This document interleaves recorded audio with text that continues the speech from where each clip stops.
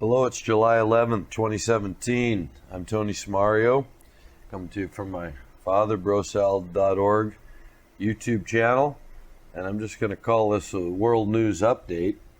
Dad and I have been trying to put out some videos in the hopes of reaching more people recently, and that got interrupted by some family stuff on Dad's end, some health issues and other things, so he hasn't been able to keep up with the video production right now, but it hasn't seemed to matter since the same 2 or 3 dozen of you are the only ones listening. And so I'm now religiously commenting on the fact that seems a little bit extraordinary in the YouTube sphere. So I think it's pretty special. I think it is really indicative of the subject matter that we're studying and the approach we're taking, that it's not being shared with anyone. And unfortunately, we don't have somebody that can help put this into videos or help do the social media promotion, because I'm sure if all of the people interested, as we are, in these subjects had an opportunity to hear our presentation of what I like to call false Christianity, the apostasy of Christianity, the Laodicean church that we all belong to in the West, and my perception of that idea of Christianity, having been corrupted and waiting for a rapture and believing that they're going to heaven and everybody else doesn't believe in Jesus. You deny the Son, you're burning in hell forever. So I hope people, the 25 or 30 of you out there, absolutely realize it's not substantial. If that's true, then it isn't. They didn't get it from the scripture that we call the Bible. That's the part I want clear. It doesn't come from the Bible, that story.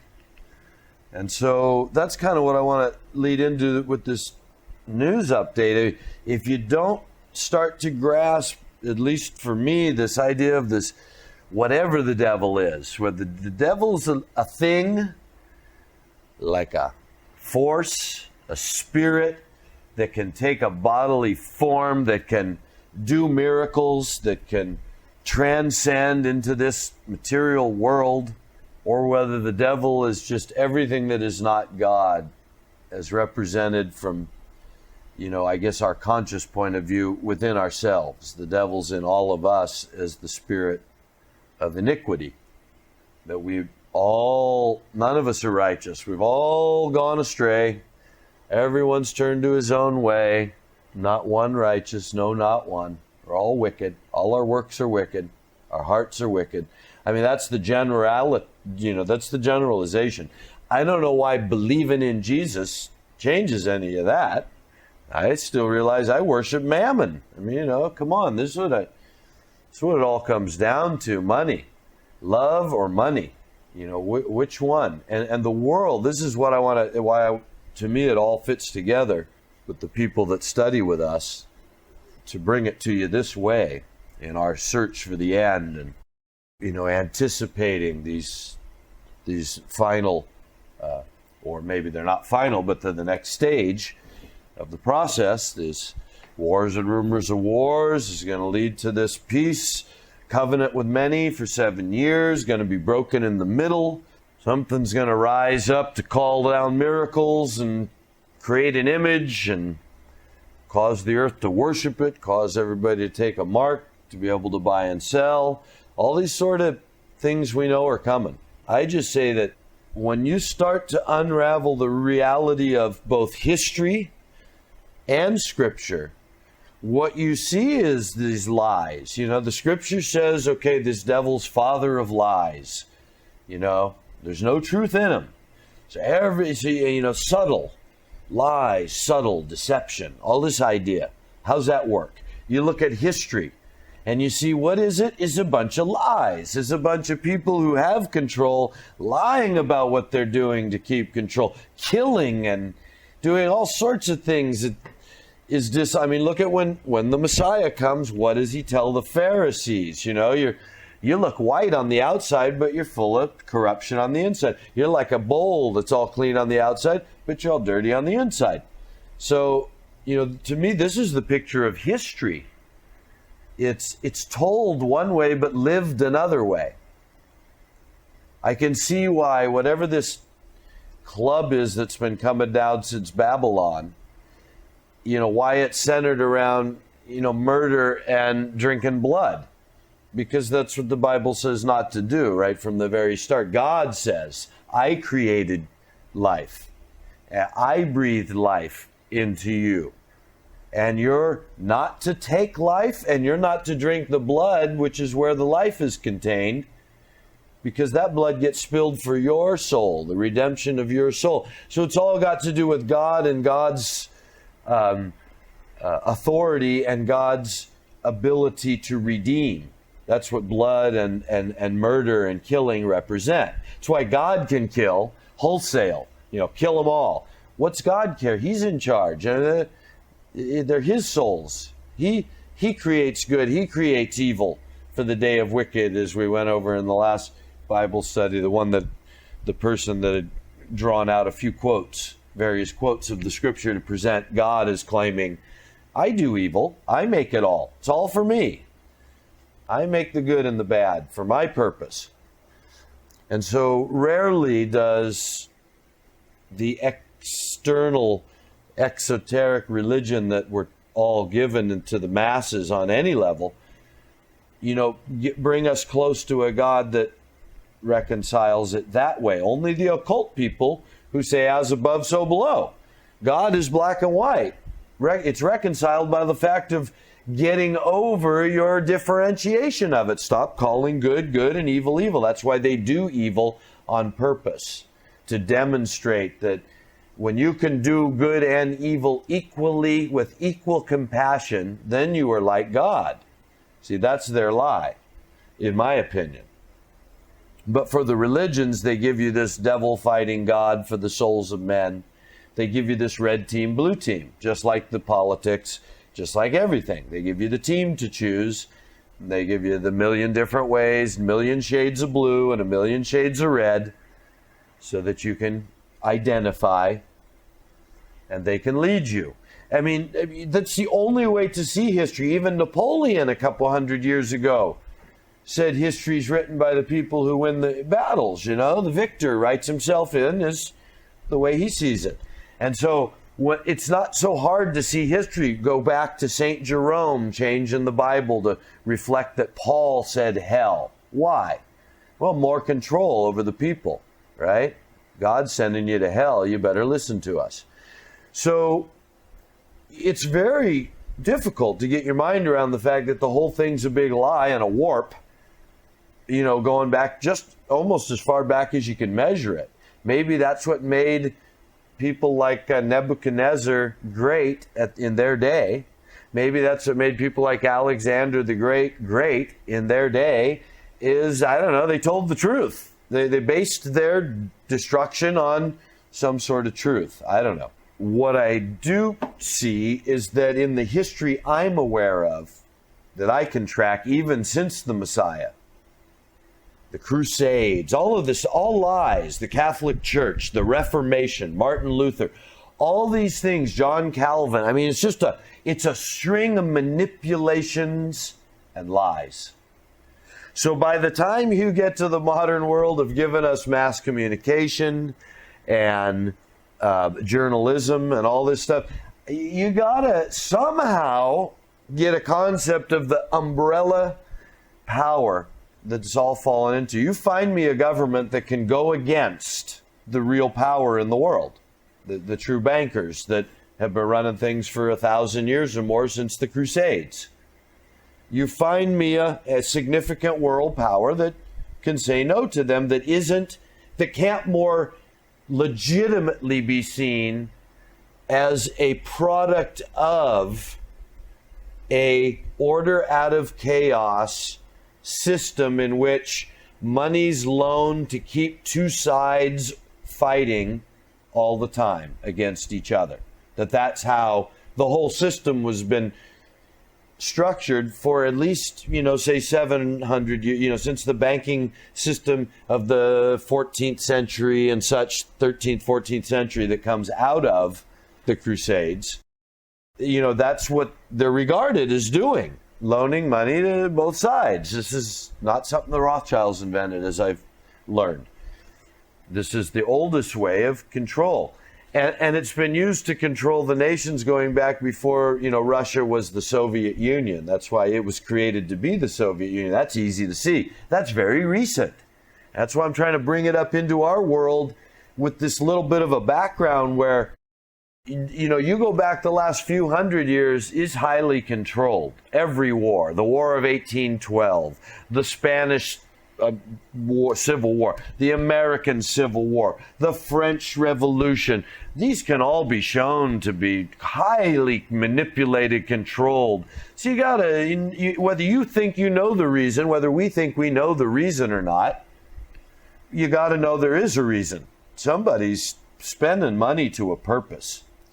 And so I want to now bring it into the modern day to demonstrate that over the last 100 years or so, that concentration of wealth has been in things called central banks that clearly can be seen. They wanted to set up the League of Nations, but couldn't do it 100 years ago. But by the time the United Nations comes, the State of Israel, the Bank of International Settlements, the Council on Foreign Relations, all these things that, as we've watched them over a couple generations to see, these are where sort of the power is exercised at the level that you can see. You don't see the level that I've always called the castles, that I'm now learning more about, these Venetian, these names that you've never heard. I've never heard. I still can't hardly. Orsini, I don't know. Is it names that you've heard now and then, but I mean, as the average person watching, I'm not talking about as a researcher, but even as a researcher, do these names come across my lips through all of these popular Richie from Boston's and Truth Stream Media and Corbett Report? And no, they don't. I mean, I found them through some site where he gets 500 hits. He or she, I don't know who it is, 1,500 hits. So very interesting to me that this understanding of the Venetian bankers and who the real sort of names are. They stay out of the press even when we've got a World Wide Web is just not commonly talked about their names. And I don't think you will ever hear a journalist in any popular media, anyone making some big money off journalism, I bet mentioning certain names gets you automatically out of, I bet you start looking over your shoulder if you start pointing the finger at these certain old families. But it's funny how they're the ones that can be seen, own all the old banks. They're the ones who the Pope goes and, they get to see popes and presidents like it ain't nothing. I forget how many times the one family there, they go to sit with the Pope, or they go sit with presidents all over the world. I never see that. That's never reported as important. They're not important. So I say that that's a more accurate picture of the world, is this one in which the people behind the scenes have been behind the scenes so long that they know how to keep themselves behind the scenes. And they know how to keep the scenes ever chaotic and sensational, and keeping our attention on the things that they want our attention on. And so it's a really interesting world when you start looking at it, trying to, because you can't hide reality. You know what I mean? For instance, the medical system of the West has taken over. Where'd it come from? Go back 100 years. Rockefeller money. They invested. Where'd that come from? Well, oil. What can we do with oil to make medicines and things for the right? Oil is now being used as the tool to implement the grand design as sort of a lever for that whole next phase or generations to come, whatever we want, however you want to talk about it. We're still under the oil tool. It turned into the petrodollar, but before it was the petrodollar, it was Rockefeller family money, Rockefeller Foundation, Rockefeller think tanks that were, look like on the surface running the country and in that way running the world. But of course they were just a tool, and oil was a tool. And so what can we make out of oil? It's a whole medical industry at the time that diseases were being, created, if you want to just really get technical and look at it. Weapons, diseases, weather, warfare, all these kind of things were being created and tested 100 years ago. And meanwhile, Rockefeller money was funding, medical industry being turned into what we have today. Does anyone really think it was to help save lives? These people had already become very eugenic. If you know anything about the Fabian Society and George Bernard Shaw, and these guys were all about survival of the fittest, and people shouldn't be allowed to live. It's that's bad for them. It's like letting a hurt animal, Well, animals that are sick or diseased, many societies of animals, even higher societies, they send that animal off to die because it's sick. It doesn't belong with all the healthy ones. Anyway, that's the way they saw humanity, which of course, again, if God created everyone as in his own image, then there's nobody superior to another human being consciousness. It's all created by God from the dust. But if it's evolved, then certainly, just like animals, some are just, got more superior breeding, if you want to put it into those terms, which they were happy to not only put it in, but to create an entire foundations and trusts that forever would implement. And so if you don't know, we'll just say in short, they took over the education system for the most part of England and all the Western mind for the last 100 years has been influenced almost completely by the concept of the Fabian Society that, we got to slowly breed out the idea that we're made by some God, that we're in that image, and breed in the idea that we're just the highest animal, and we've got to rise to the occasion or be exterminated for the betterment of the herd. And so, these are the people that have been in charge of everything. Education, journalism, everything.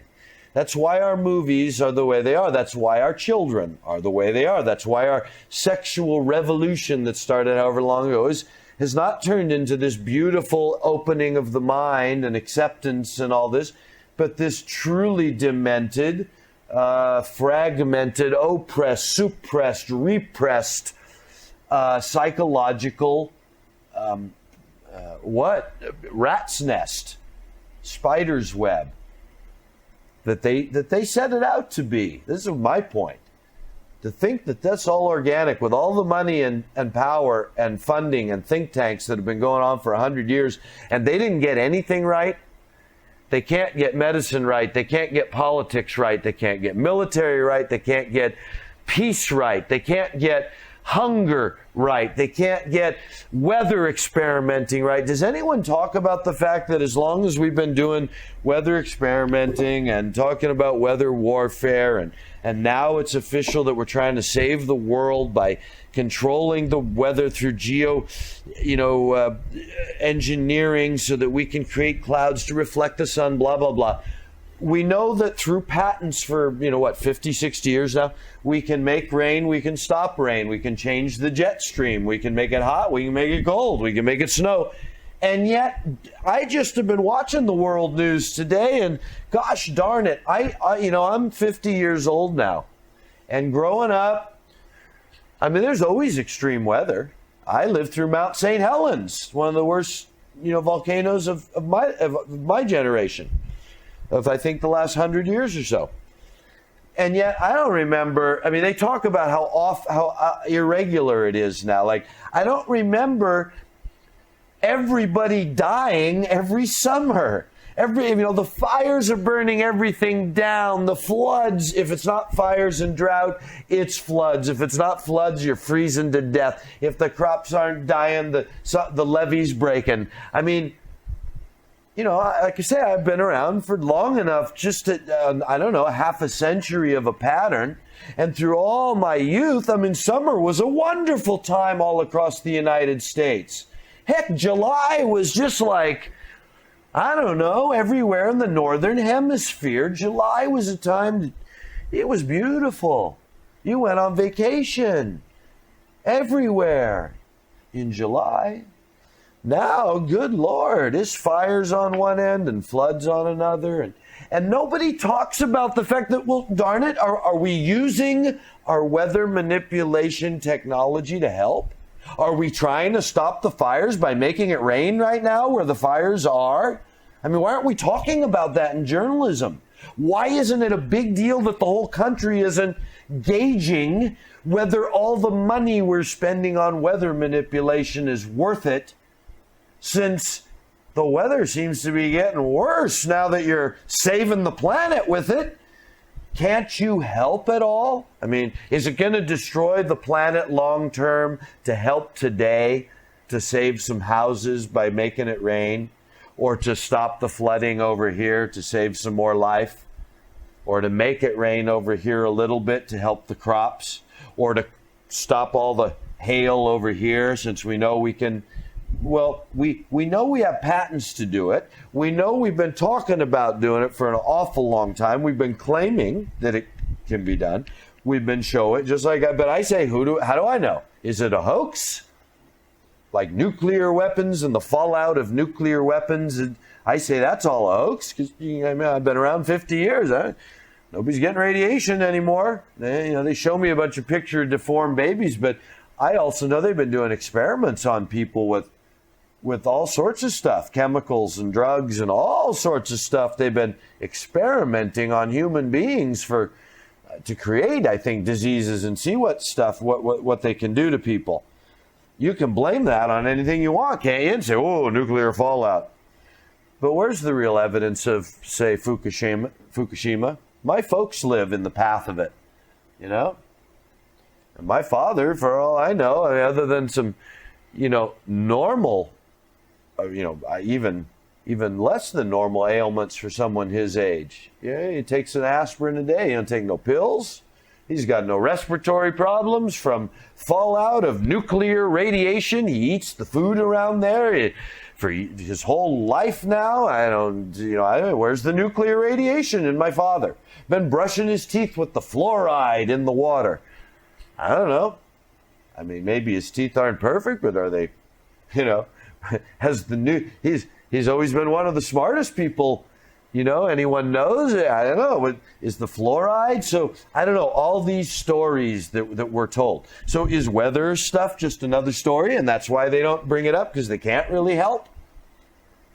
But I say it's kind of the other way around. They're making the extreme weather. That's why you don't hear about them helping with it, because they brag about the fact now that they have the capability. They've always bragged about controlling the weather as a weapon and all these other things. So anyway, I'm pointing to the fact of when you look at the world today, the lens you've got to look at it as in a presentation by someone who has a real point. Not someone who's trying to tell you what's going on, but someone who's got a real already preconceived notion from maybe as far back as Albert Pike. Saying, here's, we've gotten this far, Albert, right, with our money. Here's how far we've gotten. We've infiltrated all these places. Here's how far we've gotten in the last 100, 200, whatever. We've been taking over the world. What do? You said, okay, it's going to take 3 world wars to get to where you're trying to go. I don't know if that's true or not. It just happens to be coincidental, circumstantial evidence that the first 2 world wars turn out to be spot on, and the third one looks spot on, and all the reasoning seems sound.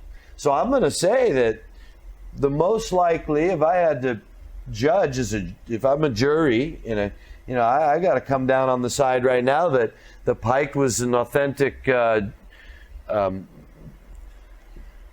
purveyor of strategy to whoever was asking for it, and the wars are going as planned, and part of that is all the deception that Pike himself writes about in Morals and Dogma, being a very important person in the Masonic world, that it's necessary to deceive the masses because they're very dangerous. So anyway, this all fits into a clear picture for me. So now to summarize, I want to say that, North Korea still looks like a patsy to me. Are they going to use it? Wars and rumors of wars. Wars. Are we at war anywhere? Well, yeah, they tell us we have war in Syria. And there is war. There's Sunni Shia war. There's a civil war. Just like it's always. Don't you see how many civil wars we have in the world? Isn't it interesting to go back and realize they're all funded by people that's what they do to maintain power. They fund civil war. And so what's going on in the Middle East is nothing less than the funding of Sunni Shia civil war, but to a much grander purpose, obviously. If the whole way that we've been interpreting Scripture is correct, then we have to keep looking for this 7-year covenant that results in this third temple. I say I could drop that whole narrative if it wasn't for the fact that the Masons themselves are all about Solomon's temple. That's where it comes together. The Kabbalah claims to be coming out of God, and Moses claims to be interpreting the same Scripture I'm interpreting. This is the thing. So, the rebel. Everybody wants to point to a Satan again like it's a pitchfork deity. I'm going to say it's the rebel inside the human spirit that God let loose, this consciousness of making ourselves first. Hey, what do I need to follow God for? Why do I need to listen to something I can't see that tells me I've got to, I'm bound to follow some rules or some authority? And only by following that authority do I get to live forever. I live forever myself. I don't need to follow that authority. Right? How do I prove it? Well, what's that authority say? Right? I made the heaven and the earth. Oh yeah? Big bang, mother sucker. Big bang, and we all came from apes. The scientists made the modern man. So there you go. One down. What else you got for me, God? Don't murder. You're not to murder. Life, I made life. You didn't make life. You don't murder. Oh yeah? War, war, war, war, war, war, war. No matter who's in charge, no matter what era you search in human history, it's a history of war, war, war, war. That also happens to fit this silly myth called, religion. That this rebellion has to do with turning from this way of God to this way of ourselves. Well, what does God say? Peace, peace, peace, peace, forgiveness, mercy, justice. So what's our history? War, war, war, murder, murder, murder. And then what? What do we got? This crazy history of, sacrifice your babies. Drink the blood. That's weird, man. That's weird. That's why I say, I don't know. Doesn't sound like deity to me. It sounds like, no, I'm not going to do what you tell me to do. I'm going to do just the opposite. I mean, I knew a lot of kids like that when I was young. I guess we're all kids like that. It's just some of us have boundaries that I think we learned from our parents' example. That there's only so far you want to push good and evil. Because this whole thing seems to be this experiment of, learning good from evil. The day you eat of that tree, you'll surely die. And so we're on that trip, and there's offered this promise out of it. And that's a whole other thing we study in our Bible study. So I'll let people tune into the Bible study if you want to know about the whole, idea of another offering. I want to say that this idea of like evolution and science and all that, who's that coming from but the liars? They're not offering us another God. Oh, Satan's really God. Satan lives here on Jupiter. We're all going to fly to Jupiter and build a throne for Satan one day. That's not really what they're offering. They're saying, no, God's a myth. God's a misunderstanding. God, the scriptures are an allegory for the fact that you are God. See, that's what they're offering. And, that's the darkness of this world that leads us away from love and service of others. Because if I am God, why do I need to serve anybody? Why don't I serve myself? And why don't, that leads to this whole strongest survive, right? Survival of the fittest being the nature of procreation. You see it in the animal kingdom. It's always the big animal, the strong animal that fights with the other males. That's the one that gets to make all the babies. I mean, come on. It's not hard to see how humans got the idea from the earth and made their earth gods, Pan, their goat, and worship that image themselves as the top of the animal kingdom, the top, the eye of the pyramid. See, I say that's man worshiping himself. I think that's really the symbology that you don't get to know until you get to the top of the pyramid. Meanwhile, you're part of the dangerous masses that have to earn that knowledge. Initiated, officially. You have to officially earn the knowledge. You can know it if you want, but that don't count. You're part of the masses until you've earned that knowledge. So anyway, when you look at it that way, what's offered to the dangerous masses are all these stories, and what their premise is divide and conquer, order out of chaos. That's why you fund both sides of a civil war. That's why you fund both sides of any argument, because those two sides are not as likely to turn on you if they've got the funding and the support to stop each other. And if you're the one that helps them do it, they're less likely to turn on you, especially if they know that you've got a nation of the whole, meaning someone even bigger that you can fund if they ever turn on you. And when you look at history, it's not that hard to uncover the way the money and the gold trade and the way it turned into the slave trade, the way that becomes the United States of America, who lasts the longest in the slave trade. And the North almost seems to be set up as anti-slave just to bring it to civil war, because that's how you get control of a people, through order out of chaos. You bring them to civil war. You loan money to both sides. That kills off all the strong people. And now the weak ones that are left are in debt to you. I mean, that's really the pattern of history. So, watch your news that way. When you think Russia's our enemy, you think there's all this intrigue they show you on the news. All this black, white, red team, blue team stuff is very intriguing because they funded it to be real for the people involved. Real enough, right? That if you're not part of the initiated, you might just be drawn into worshiping devils and believing that Russia's your enemy. Because that's all the external, exoteric vision for the masses. They need to buy into that. So you got a whole journalism to sell it to them. Every day, you got more and more technology to help them get it through their head. If you think for a minute technology was ever passed out to a single human being that wasn't predetermined to be used as an instrument of that same power of control. Right off the bat. Radio certainly was around before they turned it commercial.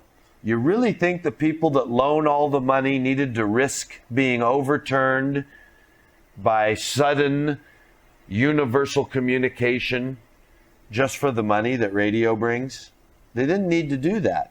And so if there were any elements that might have offered that, they certainly would have covered those elements as they saw fit while making the money off the other elements, don't you think? So I suspect it's the same right up to today, that we are in a time so close to this final conquering of mankind. And what is that final conquering? It's got to be the conquering of man's deistic spirit that wants to recognize God as separate from themselves and authority over themselves. In whatever way, whether Jesus is supreme, as I believe, as Christians believe, that is the the pinnacle of the representation, not just another ascended master, not just another one to point us in the direction, but the one that embodied God's Spirit purely. You don't have to believe that. But for the people that do believe that, it gives a center around which to take this vision of a God outside ourselves and say, well, what does that God want?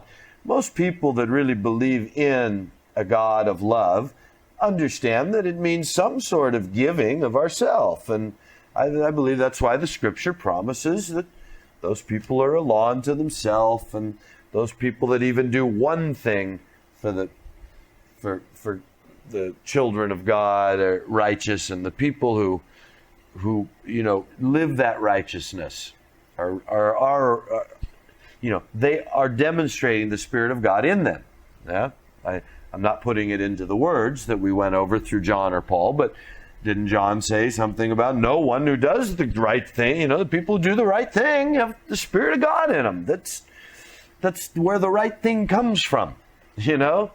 So not everybody, especially in our world today, can identify that with Jesus of Nazareth, which is why it's really such a special prize in our day, I think. It's to be part of this Laodicean church and be hanging on. Because remember, the Laodiceans are also told, I'm telling you, buy gold from me and hang on, and if you overcome, I will, I'm at the door and knock. If you'll open the door, I'll come in and sup with you. So we're not, just because we're Laodiceans doesn't mean he won't come in and sup with us. But I think we got to have that change of heart, that opening of mind to realize, whoa, shoot, Christianity isn't about, oh Jesus, take me to heaven. It's about living the Spirit of God as the way Jesus demonstrated. Follow him if you believe it. If you don't believe it, well, keep searching. I love that this is the God that says, seek and ye shall find. He doesn't say, seek Jesus and you'll believe. He says, seek and ye shall find. So I don't know what all the occultists are finding. I don't know how God's fitting that into the ultimate I told you so from the standpoint of God, the pure light, the pure good, the ultimate consolidator of all tears and all fears, and all wrongs. But that's the way I see the metaphysical side of it. God's doing something, and he's responsible for all the evil, and he made Lucifer, and he obviously, as we've been going over in Genesis, set the devil loose in the garden, whatever that means. And so to watch the news today, I'd say you really got to keep grasping this different world that you have to believe in. See, the problem is we don't believe it because the mammon worship is so strong in our life. The television, we don't understand that they give us a computer screen, an iPhone, a television, not because they're good for us, not because it's educational. Come on, you guys. If you see the world the way I'm trying to demonstrate it, and if you don't, go back and do some study. See if I'm right. If I'm wrong, I shouldn't, you just stop listening to me. But if I'm right, then it means every time you turn on that TV and tune in to their messages, you're subjecting yourself to brainwashing and this continual circus that never ends that keeps us, from answering the door. And that door, answering the door can only be to really realize this world's of a different thing than we see it as. And if we're at the end, we're at this wars and rumors of wars, I think, it seems most certain. They, amidst the wars and rumors of wars, they can't stop talking about peace in the Middle East. Palestinians and Israelis are on the brink, and they got to make peace again. It's been going on for most of my life, so here we go again. Jesus said, you'll hear of wars and rumors of wars, earthquakes and famines and pestilence in diverse places. Don't be alarmed at that. The end is not yet. And all I'm seeing is like this extreme weather all over the world, people dying. Whether that's always been going on or not, I don't always remember it being on my news every day of my life, all through the beautiful summer, that all the beautiful places are either burning or flooded or someone's killing someone else there today. Nowhere's happy, nowhere's beautiful. It's not summer and beautiful anywhere. It is, but not in the news. You know what I mean? We're in a different world. So I say that's part of this wars and rumors of wars world that Jesus was presenting that we were going to reach. But don't be alarmed, because it seems like a lot to be alarmed about. It feels like we're at the end, but obviously we're not. So I'm going to say that we've, like I've been saying for years, and I'm going to just say, I think we got years to go. We have years of this to survive. And so how are we going to survive it? Mammon worshipers, or, waking up and really grasping the true value. I don't know, what did we read this last week in our Bible study? The quote from 1 Corinthians about a man's work being burnt up, but the man himself surviving as if by fire. If the man's work, if something good of it abides, there'll be a reward, right? So it's this whole image of the fact that we have this opportunity to do something that merits a reward from the spiritual end.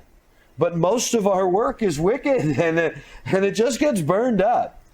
And so I say, if we're really in this end time, it's time to focus on something other than the worldly vision of life, and that we get through the news every day and the sensationalism it's leading us to.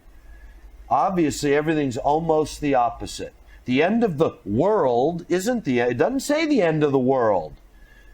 First of all, most of the words that say the end refer to the end of this idea, as we've talked about before. It's the end of an idea. It's the culmination.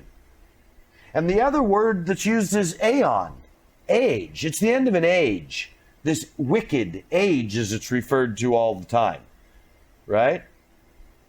This age of darkness, this wicked age, this evil age. Right? It's the end of that age. It's good news. It's not bad news. It's not the end of the world. It's not that everything's going to die. It's that God's going to come back and set things right. And it says everyone's going to know who God is. Right? How's that going to happen? Because Christians are going to go out and threaten them all? I doubt it. Everyone's going to know who God is, because something's going to happen in this world. That's what's coming. It might be another I don't know how to interpret the end is not yet. I feel pretty certain we can see those signs that Gene Scott was teaching us about 30 years ago, 35 years ago. We're already seeing the way it was about the Middle East in the end, the way it was about the Jews and peace with Israel, because that was already in the news 35 years ago. And now here we are, peace with Israel, same old thing, except we got Shia-Sunni civil war for 6 years, resulting in what they're telling us, about 500,000 people killed, 12, 15, 20 million displaced, right? Whole disruption.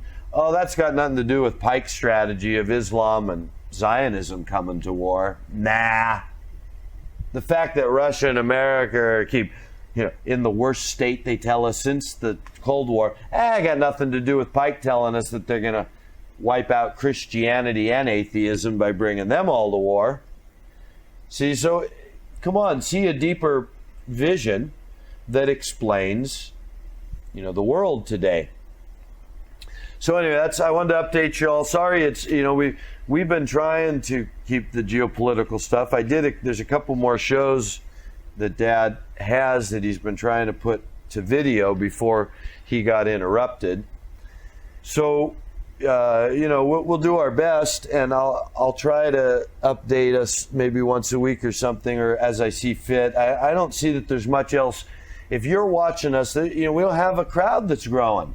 So you guys should know what's good. You should be able to kind of teach this stuff yourself. But I know it's good to get confirmation, and it's good to share. So it's also, for me, nobody really shares their vision anymore, or much, on the site. So I don't have much to go by, except for the couple people who, I really appreciate you guys. I know you're always in there thinking about it and sharing, and I appreciate that. But meanwhile, we'll just keep watching the scene. And I say that while the world's talking transhumanism and LBGT and war with Korea and build up NATO, wars and rumors of wars. Yeah, are they going to send bombs and kill some people? Of course they are. They never stop doing that. But probably almost nothing they show you on the television is really what's going on, unless the truth somehow fits they set off a chemical explosion and then they go show you the horrible result and blame it on Assad. Something like that might happen.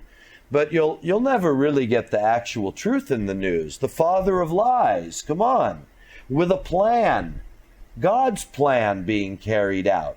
Anyway, I want to share that what we're watching for, in my view, is still that we're getting close somehow to this peace agreement that has to result in the rise of the Sunni coalition.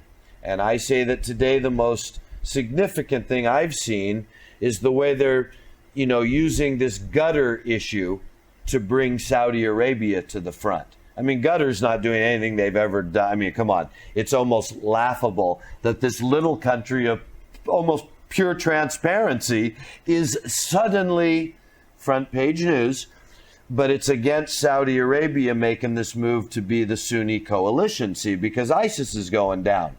Everything we talked about, remember, I said, I'm not sure they're just going to crown Jordan's king. That doesn't make sense. This makes much more sense because remember, in the end, whoever does wear this crown of revelation goes forth conquering and to conquer. And Daniel says he goes after the oiliest of the regions first, which is Saudi Arabia. And that's where, in this bigger picture, they created Saudi Arabia to steal Mecca and Medina from the Hashemite dynasty, who at the time ruled those holy sites. So naturally, you would think, if the Hashemites got the green light under the table, don't worry, one of these days we're going to give you the guns and you're going to take Saudi out. That's what we're watching for, as long as we've been watching. I'm not watching this surfacing, oh look, it's Saudi Arabia. No, is like I said, who are we going to put in charge of the Middle East now?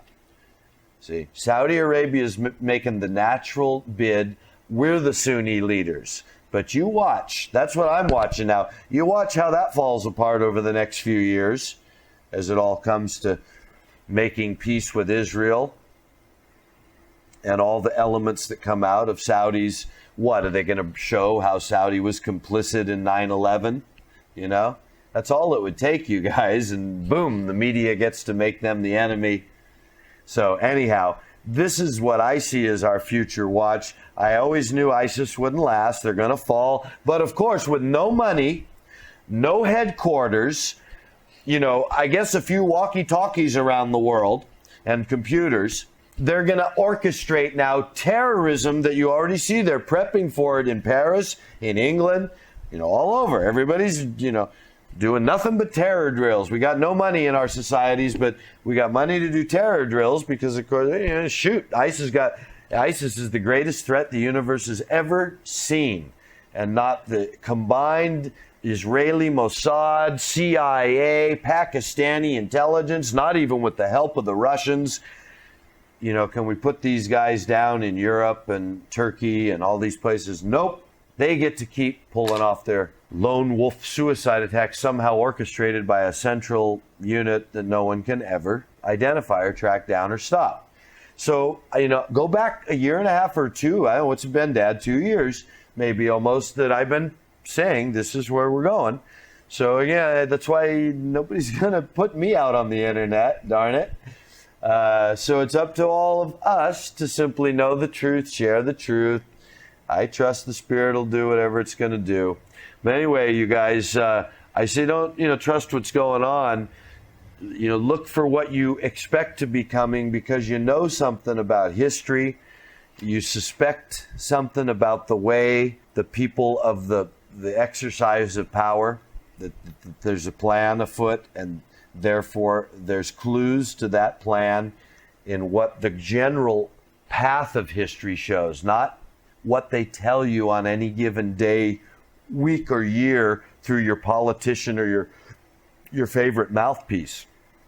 But if you look over, say, 50 years, 20 years, 10 years, 5 years, and you just watch that path in any given topic, you can see it's all moved by the same sort of money people who have been behind the scenes all along getting their way, and nothing that they promise you ever changes. Did the poor ever get fed? Does the infrastructure ever get built? Does the crime ever get stopped? Do the drugs ever get a handle on that? Does the politics ever get honest and transparent? Does the rating agencies ever get straightened out? Do the banks ever get, does any of it ever get right? With all that money, can you imagine if you steal from them? Do they come after you? Do they make it right? Like, how many things that they want right just keep going wrong forever? That's the easier thing to see in history. It's hard to believe their track record could be so bad when they have enough power to depose, national powers, national interests. They have the power to cause civil wars. They have the power to influence history, and yet they can't just make less weapons in the world, make it a more peaceful world like they said they wanted to a couple generations ago. Of course they can. So anyway, get an eye toward what's going on, you guys. Thanks for listening, and try and get another Bible study together real soon for those that are following. Appreciate you being here.